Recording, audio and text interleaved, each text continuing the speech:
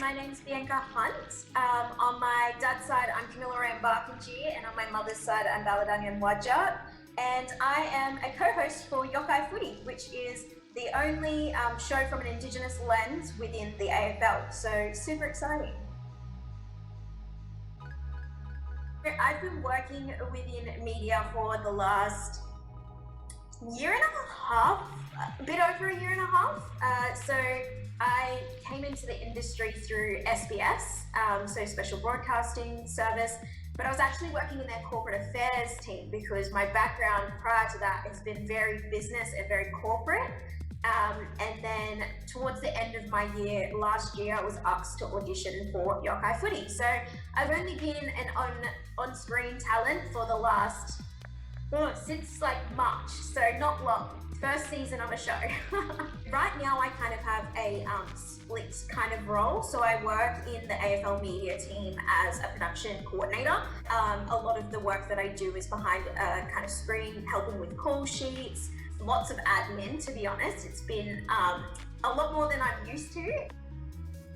My day-to-day could change. It's really based off what the production team need, our editors, all that sort of stuff.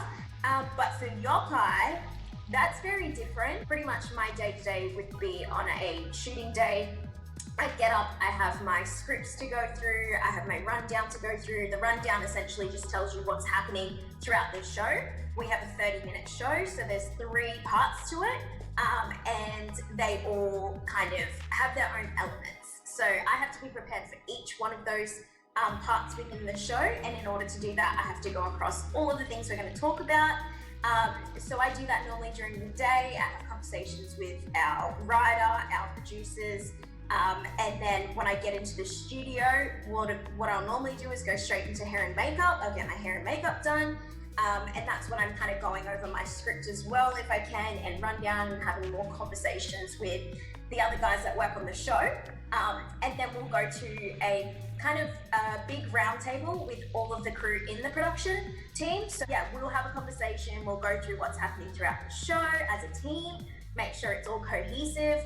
Then we'll have kind of dinner, then we'll come back and we'll go through our script. And then we're pretty much getting into wardrobe. We'll go with our stylist, we'll get changed, we'll get ready, we'll do a couple of promos, and then we head into the studio, which is when lights, camera, action happens. And so it's a lot that kind of goes into a day for a shooting day. It's quite exhausting. You kind of do want to start your day a little bit slower because yeah, the energy towards the end of the day, we start filming at 8 p.m. So it's a late sort of time, and yeah, you don't really come off the high of a show until later that night. So a lot of the time after a shoot, I don't fall asleep until at least midnight. So yeah, that's an average day for a co-host for Yokai, for me anyway. One thing I love about what I do within media is that I can be myself. I think that was the biggest thing that I said to myself coming into this opportunity when I was offered to be the co-host of Yokai Footy, was to genuinely be myself. It's an industry where compromises can happen if you're not fully true to yourself.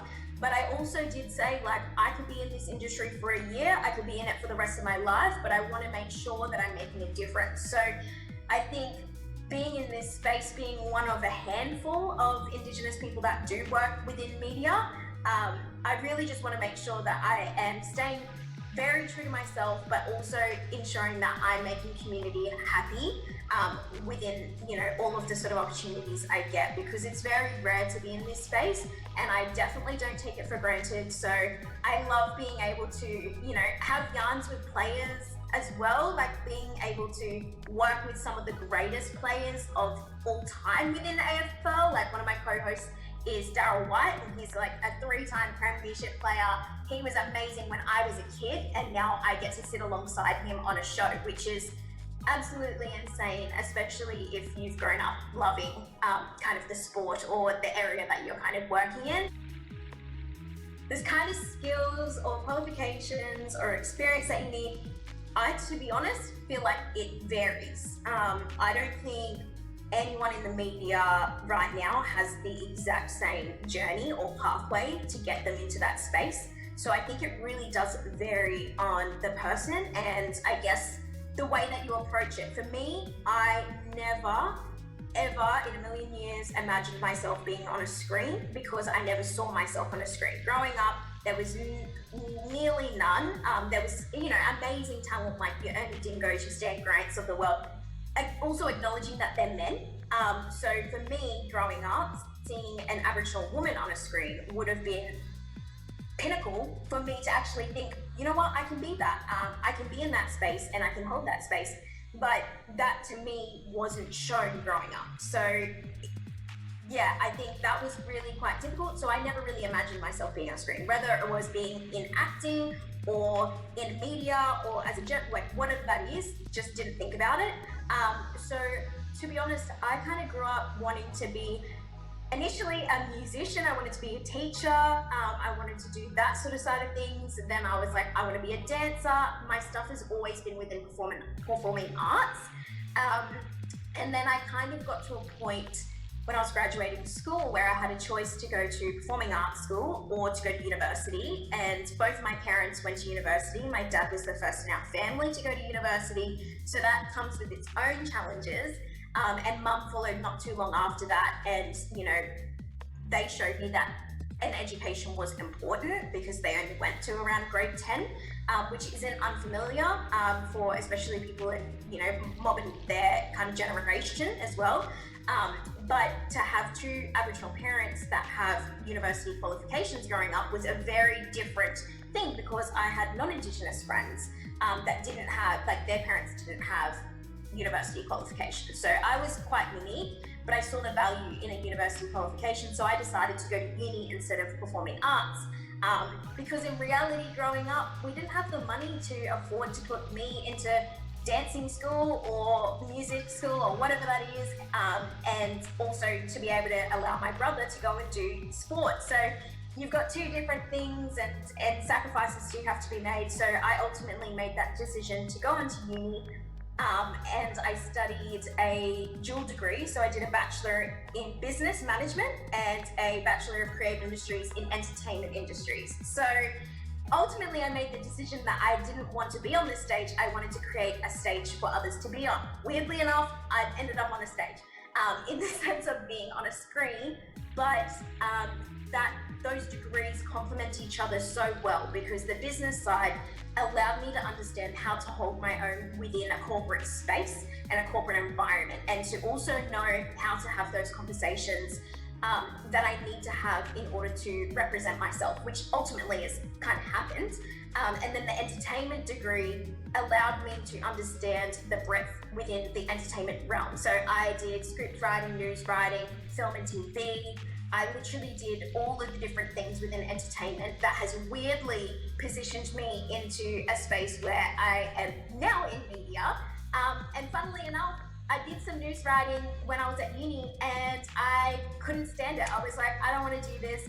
And now I am within media. But yeah, I think it really does depend on what you kind of want to do. My journey has kind of just put me into this sort of space where I found that I have a voice that is valued and should be heard, like a lot of our mob do. And I think if you're in a position where you are comfortable with being in that space, then strive for it. But also know that, like, when I was at uni, I was working for Corporate Australia. I was working for Combank in Sydney. And doing all sorts of different things within corporate Australia. And then I was working in not-for-profit within the Indigenous space. And then I was doing stuff within Youth Parliament. Like, it all varies. It's all very different. And I think it just depends on, I guess, where you want to go. The advice I'd give for job seekers within this industry is, it's not going to be like anything. Like, I think this is just in general, it's never going to be a straight line when it comes to your career. Literally take every zigzag possible in order to get to your end goal, and don't think that that's deterring you from your end goal. Going sideways and like going up and then out somewhere. I think it's ultimately going to get you there. If you really believe you can do it, you will. For me, I mean, I started working in a corporate environment. I was working at Commonwealth Bank, and I was doing a lot more of the, businessy sort of things. That's where my kind of journey did start. And then ultimately went into the not-for-profit space, working in an Indigenous organisation. And that was from a leadership capacity. So again, very different. And it took a lot more different skill set, but at the same time, I was a leader within that organization. So I had to get people used to hearing my voice and leading with vision. And I think that was a reason why media kind of worked with me. It's easy to say that I'm the most introverted extrovert you could meet. A lot of people see my confidence and think, oh, she's so confident. I trained myself to be like this. So I think there's different ways that you can look at it. If you can see yourself right now and think, oh, my personality might not be the right match for it, really hone into the skill set that you already have and see what you can bring out of that, what you can draw out of that. It's always good to see where you're currently at in order to get to where you're going. And I think for me, I had to get used to being in front of big audiences very quickly.